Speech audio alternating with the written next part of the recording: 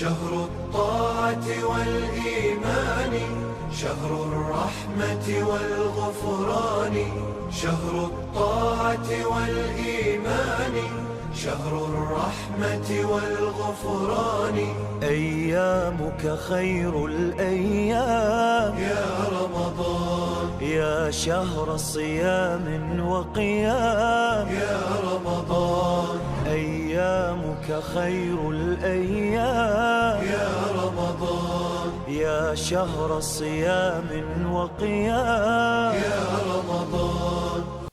بسم الله الرحمن الرحيم. الحمد لله رب العالمين وصلى الله على محمد وآله الطاهرين. Dear brothers and sisters, Salamun alaikum wa rahmatullah. We ended the last session by saying that the author of Al-Mizan, Allama Tabatabai, had made a claim that in tafsir we have to do tafsir through the Quran itself, and all the ahadith mentioned by the Holy Messenger and the Imams, they were extrapolated through the Quran, and then that extrapolation was recounted to us years later, and we now call them ahadith, a hadith or a tradition. This hadith, though, was extrapolated directly from the Quran, and therefore when we want to understand the Quran, we do it through the Quran like the Imams did. Now, they did much better, much more successfully. We are limited, we are nothing compared to them, but that's the way. Now, in chapter 8, verse 33, coming back to the question of adhab, the verse read, وَمَا كَانَ اللَّهُ لِيُعَذِّبَهُمْ وَأَنْتَ فِيهِمْ وَمَا كَانَ اللَّهُ مُعَذِّبَهُمْ وَهُمْ يَسْتَغْفِرُونَ. That Allah won't punish them whilst you, the Prophet, are with them, and Allah won't punish them whilst they seek forgiveness. This Allah won't punish them has been repeated twice. If the verse would say Allah won't punish them whilst you are with them and whilst they seek forgiveness, here that would show that this would be of the same type. In this world, when the Prophet is with you, or if you seek forgiveness, Allah won't punish you, that type A adhab. But Allah won't punish them has been repeated twice, and in the second one, it's in relation to the hereafter. The first Allah won't punish them whilst you, the Prophet, are with them, that's in relation to this world, because that won't make sense in the hereafter, because they have to be punished in the hereafter, whoever they are, for their sins. The second Allah won't punish them is in relation to the hereafter, meaning the critical criterion for not suffering in the hereafter is that of repentance. Now, here, in the science of traditional logic, we have things called contrapositions, and that's when you have a given proposition, and from that proposition you infer a number of other propositions by moving the subject and predicate of the proposition around and making other modifications.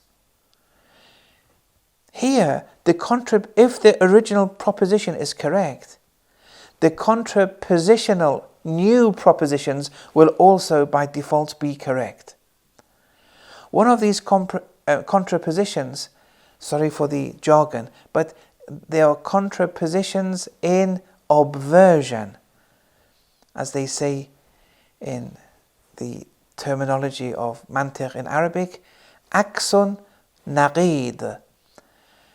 And what happens here, the contrapositioning which arises, is the subject and the predicate are swapped, and they're both made negatives. They're both used in the contrary sense. I'll give examples now. Once this tool of contrapositioning, which is something totally logical, it's what normal people in the streets do without even acknowledging it. It's how the mind works. It's a normal function of our intellects. I'll give one or two examples of other places in the Holy Quran, then we'll come to chapter 8 verse 33. And in chapter 8 verse 33, when the contrapositioning of the obversion type is executed in relation to chapter 8 verse 33, the new proposition that is inferred is referring to the Ummatun Marhuma, the blessed Muhammadan Ummah. And they will not receive any punishment. The adhab, they won't receive it. That adhab of type A. Okay, now look at this verse, chapter 59, verse 19. وَلَا تَكُونُوا كَالَّذِينَ نَسُوا اللَّهَ فَأَنْسَاهُمْ أَنفُسَهُمْ. Don't be like those who forget Allah. So the subject is forgetting Allah. The predicate, what is the result? The so-called consequence of the conditional sentence. The predicate is فَأَنْسَاهُمْ أَنفُسَهُمْ. Allah will make them forget themselves. So, subject, forgetting Allah. Predicate, you'll forget yourself. Now, what is the obverted contraposition of this proposition? Well, first swap the subject and negative, and the subject and the predicate, So you say, whoever forgets the self will forget Allah, and then make them contraries. Whoever knows oneself, because here we said, once you swap the subject and predicate, is whoever forgets the self will forget Allah. But now we want to do the naqid, where you bring the contrary of each, the opposite. And here the opposite would be, the opposite of forgetting the self is whoever knows the self. And here will, instead of forgetting Allah, you would say will know Allah. So the contraposition of obversion of this verse would be, whoever knows one's self will know Allah. This was directly inferred from the Quranic verse. And this is a hadith of the Imams. Man arafa nafsa faqad arafa rabbah. Whoever knows oneself will know Allah. But this was extrapolated through the Quran, not through any other science. Now, to understand it, you can get help from science, but this tafsir was through the Quran, and that's what the Imams would do. This traditional logic is just one example. Or, for example, in this verse, in chapter 5, verse 51, Ya ayyuhalladhina amanu, O believers, La tattakhidul yahuda wan nasara awliya. Don't take the Jews and Christians as your guardian. Ba'dhum awliya or ba'd. Some of them are guardians over others. Now this is the operative phrase here. وَمَن يَتَوَلَّهُم مِّنكُمْ.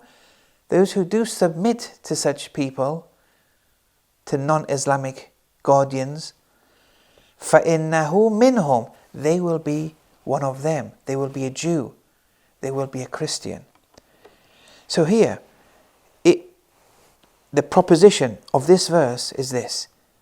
The explicit proposition. If you submit to non-Islamic guardianship, you're going to be one of them. You're going to be a Jew. You're in a state, you're a Muslim by name, but partially, not wholly, but partially you're a Jew or a Christian, because you've submitted to non-Islamic guardianship. Now, I've spoken about this before. So those people who are living in countries where there's non-Islamic guardianship, the head of that country may be a Muslim, but it's not Islamic guardianship isn't ruling over them. These people are going to be partially resurrected as Jews or Christians, therefore they would have to really compensate to come out of that form of resurrecting. Anyway, so that is the proposition. Now, the contraposition of the obversion type, if it was to be enacted in this proposition, the new proposition would be this. that if you are not one of them, it's because you've submitted to Islamic guardianship. That's what happens. That's the obverted contrapositional proposition which can emanate. That if you're not one of them, if you're not a Jew or a Christian, it's because you've submitted to Islamic guardianship. And from this, the Imams have given many traditions, many ahadith, but they haven't given it from their own selves. It's extrapolated from the Quran, like in this case. They say whoever doesn't perform the Hajj when they were able to do the Hajj, they will die as a Jew or Christian. Why? Why? Because they intentionally, if with an excuse you couldn't go to Hajj, that's one thing. But the first year you were able to go to Hajj and you didn't go to Hajj, then it would always be upon you to go to Hajj. And until then you're a Christian or a Jew, partially.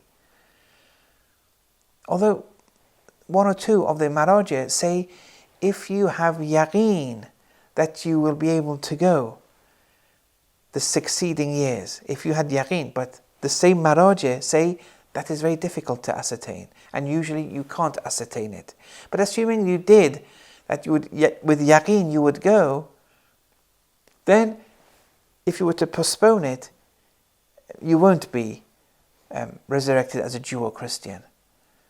If you were to postpone it, because you know you're going to go the succeeding year. But anyway, that's a minority of the religious authorities say that. Anyway, those who can go to Hajj, the first year they're able to go, they have to go. If they don't, esoterically they're a Jew or a Christian to X degree, and then every year it's upon them to go.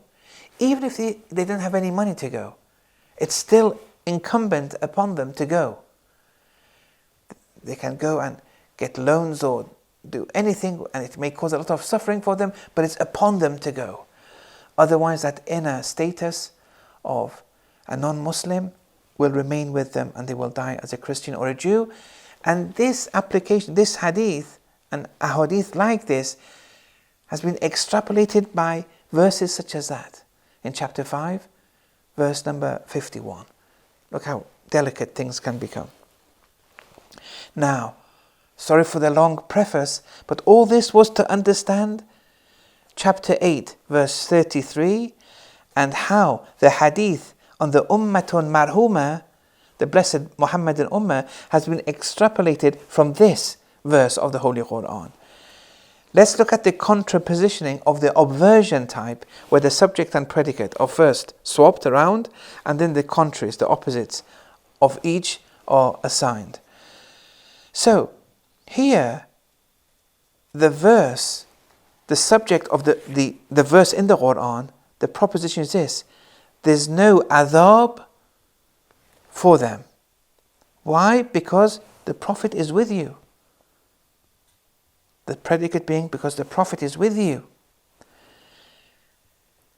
Now, if you swap them around and bring their opposites, the new proposition would be this.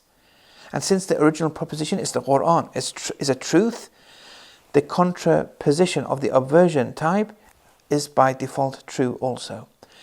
And the new proposition reads as this: that if the Prophet is not with us, or not with them, there will be adhab. Look, the original proposition, there's no adhab because the Prophet is with them. Swap them around, make them negative. If the Prophet is not with them, there will be adhab. And that's exactly what is happening. This adhab of type A, the divine punishment where Allah punishes, it applies in the Quran, but only to the preceding tribes and generations of preceding prophets. No problem. We understand that. But with the Muhammadan Ummah, it won't happen. And it's never been recorded. And there's no need to bring Corona as such a punishment. Now someone may say, well, there's no holy prophet now, but of course Wallahi, the Prophet is with us now. It's because of your limited worldview you think he's not with us. Not in the physical sense, but he's with us though. Now if you say, well, the Prophet was with those people, he existed before, so why did those people have punishments like the Prophet Lut, the people of that generation? Well, the Prophet wasn't there. We don't believe in reincarnation. The Prophet was born 1400 years ago. What happened with those preceding tribes was before 1400 years ago. But 1400 years ago to today, at present, these kind of punishments have been exempted from the Muhammadan Ummah. Look how delicate the verse is, and how we have to benefit from this kind of logic. Okay. Now, we're going through different scenarios of the word adhab in the Holy Quran. Sometimes we have verses, and these verses on the outside are in relation to the time of the Holy Prophet. But although they're at the time of the Holy Prophet, they're talking of a worldly adhab. Adhab of type A, where the dhalimeen, the wrongdoers, are killed. So this would be a punishment similar to that of the people of Prophet Lut or Prophet Saleh, the tribes of Ad and Thamud and other tribes. And there's talk in these verses of a worldly adhab, and it's in the time of the Holy Messenger, and it's only for the oppressors. Now, how are we going to understand these kind of verses? This has made things a bit difficult. And here, chapter 6, verse 47, قُلْ أَرَأَيْتَكُمْ إِنْ أَتَاكُمْ عَذَابُ اللَّهِ بَغْتَةً أَوْ جَهْرَةً هَلْ يُهْلَكُ إِلَّا الْقَوْمُ الظَّالِمُونَ. Have you considered, or don't you see that if the punishment of Allah should come to you unexpectedly or openly, will any be destroyed other than the wrongdoing people? Meaning only the wrongdoers will be killed. Only the wrongdoers will die if this kind of adhabullah is to be issued. Like with the people of preceding prophets before the Holy Messenger of Islam. Now here, it's a rhetorical question here, meaning that it won't come. Such an adhab of type A won't come before you. But do you think Allah can't do it?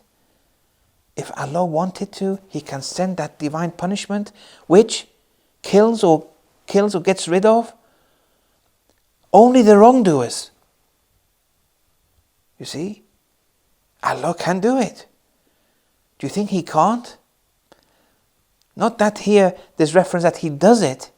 Is it, do you think He can't do it? Of course He can do it. The purpose of this verse is, and it starts with قُل, O Prophet, tell them.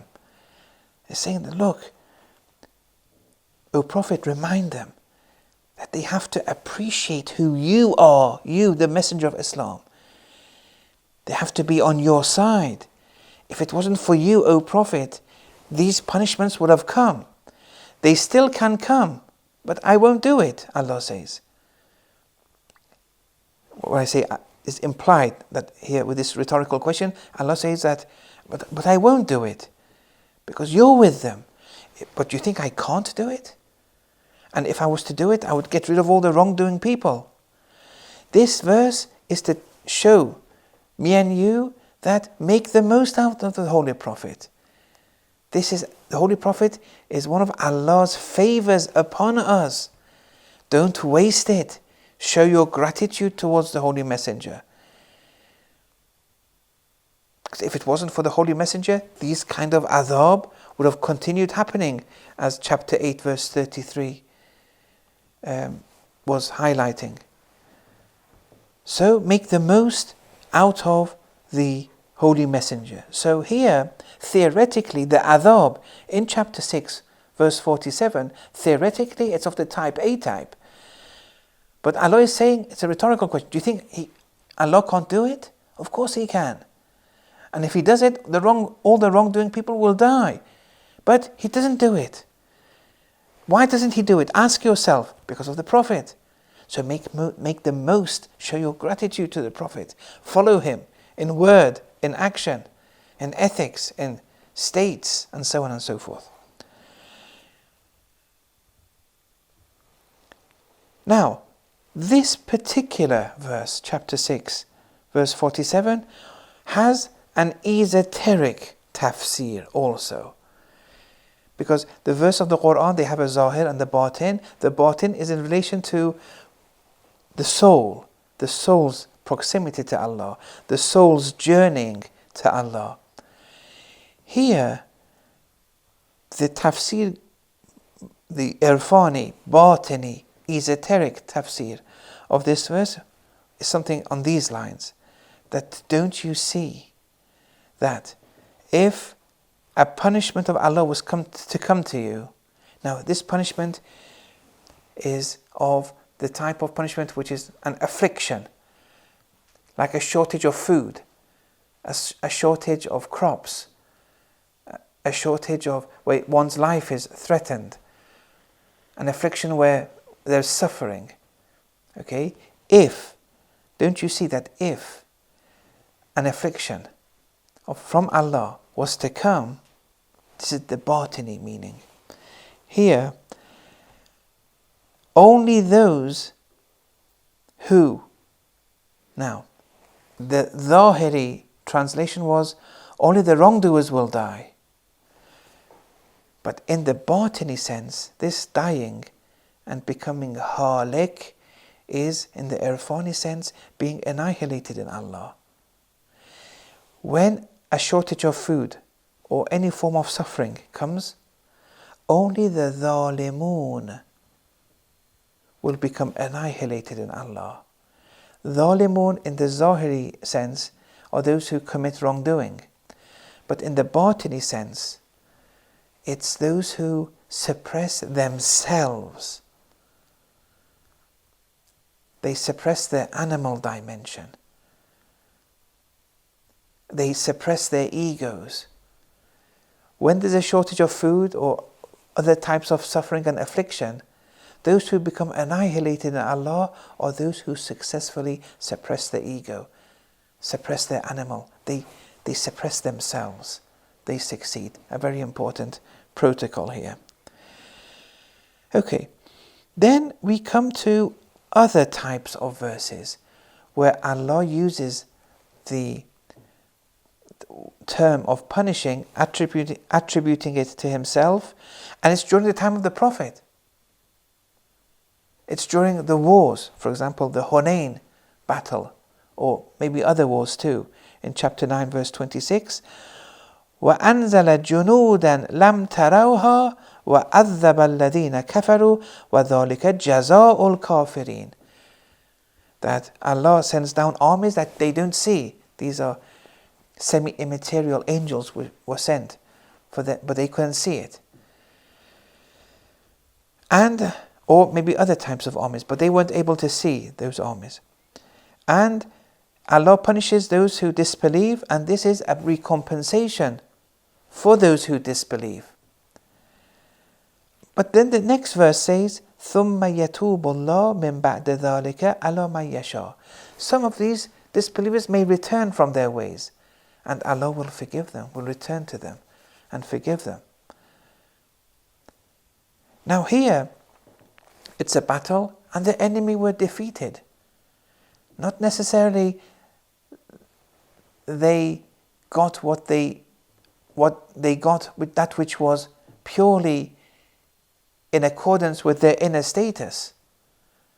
But they were defeated and they suffered. There was an affliction. Allah helped the Holy Messenger's army to defeat them.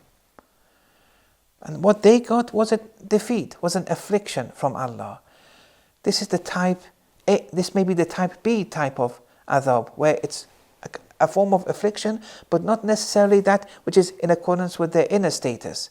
Yes, the verse says jaza'ul kafirin. This is the recompensation of the kafirin in this world. But they didn't get their due yet in the hereafter. And so the enemy were defeated. They got their due in this world. It was a worldly affliction. It was a worldly defeat. And this azab, which is a kind of defeat, was pertaining to this realm. It wasn't a divine punishment though.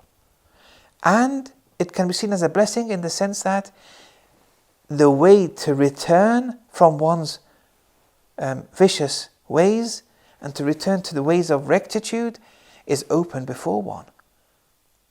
And therefore this is similar to those verses where adhab would come so that they deliberate, so that they return to their ways of rectitude. So this is different to that divine punishment of the hereafter where it's too late now to return. So here too, this would be seen as a type A punishment. And finally, there's one verse which is very unique in this sense. I couldn't find a verse such as this one. It's in chapter 24, verse number 19. And the verse reads, إِنَّ الَّذِينَ يُحِبُّونَ أَن تَشِيعَ الْفَاحِشَةُ فِي الَّذِينَ آمَنُوا لَهُمْ عَذَابٌ أَلِيمٌ فِي الدُّنْيَا وَالْآخِرَةِ وَاللَّهُ يَعْلَمُ وَأَنْتُمْ لَا تَعْلَمُونَ. So those who like to make open the corruptions or the wrongdoings or in relation to, with respect to those believers, for example, the believer did something wrong, they like for that wrongdoing to be manifest in the open. Sometimes they may backbite themselves and that fault of the believer will become disclosed. Sometimes no, they don't do it, but they would like this to happen through other people, for example. It's the same mechanism of action here as backbiting, but they're not doing it themselves. These people are polluting themselves by doing such an action. And for these people, lahom, there's a painful punishment in this world and the hereafter. And look, it doesn't say fid dunya wa fil akhirah. It says fid dunya wal akhirah, meaning the punishment is of the same stuff here. And this is very unique. I couldn't find any verse like this, although I don't claim to have comprehensively gone through all the Quran, but this certainly seems something very unique here, because there's going to be a punishment. The punishment is painful and it applies in the world and in the hereafter. Now, here, this punishment is, be it in the world or the hereafter, it's the same punishment because of the lack of repetition of the preposition fi. Although in chapter 4 verse 10, if you remember, those who consume orphans' property wrongfully, إِنَّمَا يَأْكُلُونَ فِي بُطُونِهِمْ نَارًا, they're consuming fire in their bellies. But the fire hasn't become manifest yet. It becomes manifest in the hereafter. But the punishment is there. That's one way of explaining this verse. That they're contaminating their souls and they're burning in the world, albeit it's not manifest to them. But in the hereafter it will be. But another way you can look at this verse without applying that divine punishment of Allah of type A is that cause and effect relationship. And if you remember in Du'a Kumail, when we went through those different actions and those sins which, for example, bring down burdens and sends down burdens, in some of those things, the sins which were recounted by Imam Sajjad included backbiting. That if you were to backbite, if a people were to backbite, then blessings would be removed from them. Burdens may come to them. And if we look at it in this sense, then in the dunya, it's this cause and effect, and it's a burden, it's an affliction. And in the hereafter, though, it's an adhab of a much higher nature. But the one in the hereafter is purely in accordance with them. The one in this dunya, since there's always a way to return to one's correct path of rectitude, there's always room, place for repenting. It doesn't end there. Okay. So, after going through, and you've been very patient in listening to these sometimes complicated dimensions, theological dimensions, in how to interpret surrounding events, namely the coronavirus. So here, just as a very quick conclusion, if the coronavirus was something man-made in the labs, well, that's a vice that certain people have done, and many people will suffer as a result. It's not divine punishment, but many people will encounter afflictions as a result of the vice, the shar, carried out by certain people. And those who receive the burdens, it's their own fault by putting such people in power. When you put such people in power and the people who act recklessly, well, you reap what you sow. But if corona is a natural phenomenon, like earthquakes, volcanoes, illnesses, disease, these are natural phenomena.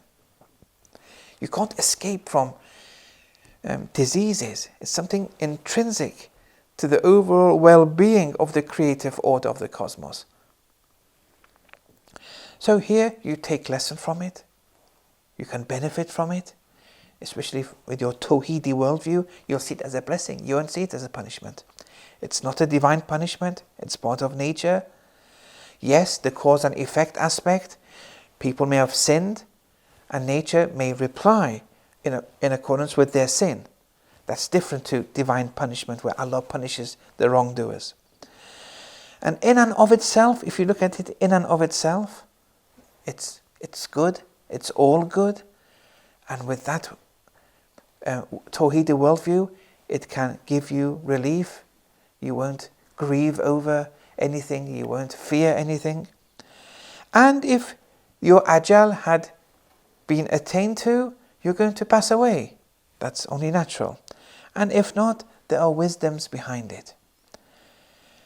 So these were just a number of points I wanted to mention, and I'll just end with, in the Quran in chapter 2, verses 155 and 156, وَلَنَبْلُوَنَّكُمْ بِشَيْءٍ مِّنَ الْخَوْفِ وَالْجُوءِ وَنَقْصٍ مِّنَ الْأَمْوَالِ وَالْأَنفُسِ وَالثَّمَرَاتِ. That most definitively, we, Allah, we're going to test you with something of fear, of hunger, a deficiency in property, in life. Life will be taken, a deficiency in crops and fruits and food. وَبَشِّرِ الصَّابِرِينَ. But give glad tidings to the patient ones. Why? Who are the patient ones? الَّذِينَ إِذَا أَصَابَتْهُمْ مُصِيبَةٌ قَالُوا إِنَّا لِلَّهِ وَإِنَّا إِلَيْهِ رَاجِعُونَ. Those who, when they're afflicted with a calamity, when they're afflicted with a burden, such as natural disasters, and corona can be one example, they say, إِنَّا لِلَّهِ وَإِنَّا إِلَيْهِ رَاجِعُونَ. We're all from Allah, and we're all returning to Him. So, these people, through burdens, they enhance their tawheed. The slogan through which they encounter burdens is the Tawheedi slogan. Through Tawheed, if they lose their food, if they lose their house or other things, if they lose their family member, they say, Inna lillah wa inna ilayhi raji'un.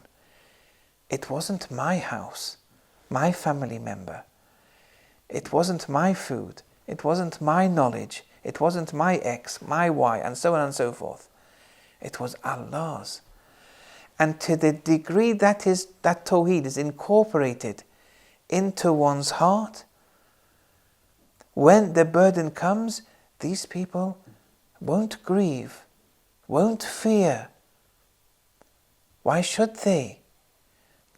They see Allah, because Tawheed has been incorporated into their hearts. It's not an academic Tawheed, it's been incorporated into their hearts. They see Allah more and more. And so, on a par with chapter 10 verse 62, Allah inna awliya Allah la khawfun alayhim wa la hum yahzanun. The disciples of Allah, the lovers of Allah, there's no fear over them, and there's no grief. They don't express any grief. Why should they? Because they don't see themselves as losing anything. It wasn't theirs to start off with. Why should they be fearful when creation and all acts of creation are from Allah subhanahu wa ta'ala? Why should they fear this? And this is a very important Tawheedi worldview, that in addition to academically understanding it, we have to make sure this becomes incorporated. Once it becomes incorporated, we see the world differently. The same events are happening, but we see the world differently.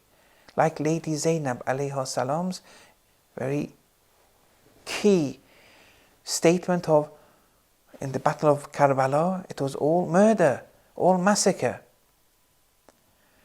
But she looked at the actions in and of themselves, and therefore it was all from Allah. Yes, the aberrations from the legislative command, no problem. People sinned, they did wrong, they became distant from Allah. Shar is a relative, is a mental construct. These people become distant from Allah, they're going to suffer. But Lady Zainab's worldview was, Ma ra'aytu illa jamila. I see nothing but beauty. This is someone from a different, looking at the world differently. Tawheed is fully incorporated in her blessed soul. There's no doubt about it. In recent times, contemporary times, we saw Imam Khomeini also has a very interesting and a statement he made which shows his Tawheedi worldview. This happened in the beginning of the Islamic Revolution in Iran, where when the Iranians foiled what happened was the American embassy in Tehran was used as a kind of spying network. And this was realized by the students of the revolution, and they went in and took the members of the embassy as hostage. Then the then president of the United States of America was President Carter, who's still alive, and he sent out a mission to go and save the hostages. And what happened in one of the deserts in Iran, it was called Operation Eagle Claw. What happened was, when the helicopters and planes were wanting to land in the desert before going to save the hostages, and they were well equipped and all prepared, there was a sandstorm, and it led to the aircraft to crash, and many of the servicemen there were killed. Imam Khomeini rahmatullah alayhi, when this happened, he said, who made the aircrafts, the helicopters, for example, crash. Then he said it was the sand. And the sand were given this responsibility from Allah. They were ma'amur of Allah. They were representatives of Allah subhanahu wa ta'ala. And the sand did what they did. It was a duty they had from Allah. Look at the irfan behind such a statement. Realizing that Allah can give a duty upon not only humans, but Allah can assign a duty on other creatures, even sand. So sand has its own duty in general, but if Allah assigns a duty to things like sand or stones or the like, then since they also manifest all of Allah's attributes, they can accept such a responsibility. And if Allah gives a responsibility to a given creature, that given creature won't err in that responsibility. They become, in quotes, infallible in relation to that duty assigned to them to Allah. Then Imam Khomeini made a statement like that. It shook the world. See, looking at the world in a tawheedi sense, until when are we going to suffice with the bare minimum and see everything with the materialistic lens of the dunya?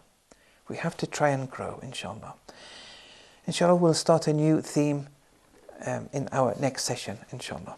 Wa sallallahu ala Muhammad wa alihi at-tahirin.